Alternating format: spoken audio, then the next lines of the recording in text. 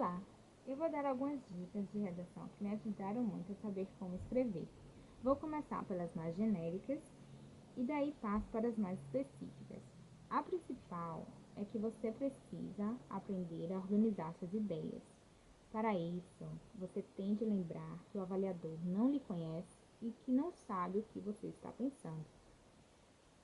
Uma das coisas que você tem de fazer, portanto, é escrever períodos na forma tradicional. Primeiro sujeito, depois verbo, depois objeto e por último circunstâncias.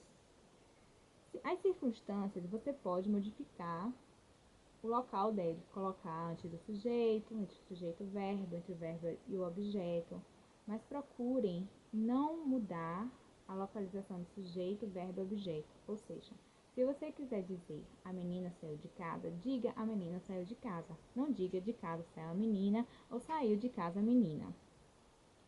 Também é importante evitar o queísmo, ou seja, se seu período tiver muito que, isso indica a necessidade de você colocar um ponto final e escrever um novo período. Ou seja, ponto final é uma coisa boa. Só para lembrar, período é tudo aquilo que vem antes do ponto final, ponto de exclamação ou ponto de interrogação. Agora, outras dicas mais específicas é de que uma redação de vestibular ou do Enem tem como padrão você escrever 4 ou 5 parágrafos em média. Você pode escrever mais do que isso, dependendo da sua letra, tranquilamente.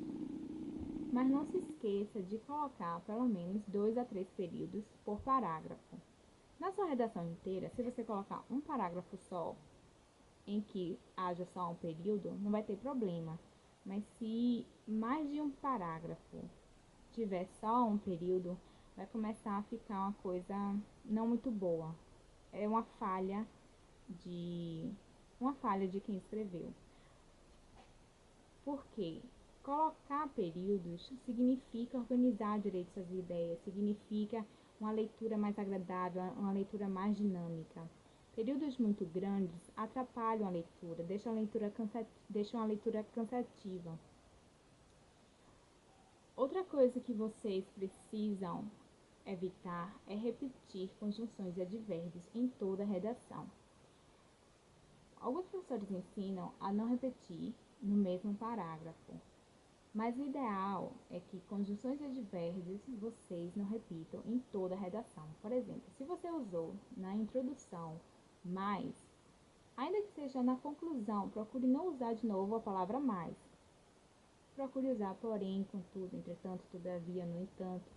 Só se você já tiver usado todas essas durante a sua redação, daí você repete uma vez ou mais, ou qualquer outra, mas só se você já tiver usado todas essas outras conjunções. O mesmo acontece com embora, com além disso, com portanto. Uma coisa, quer dizer, duas coisas. Com quanto é sinônimo de embora e por quanto é sinônimo de porquê.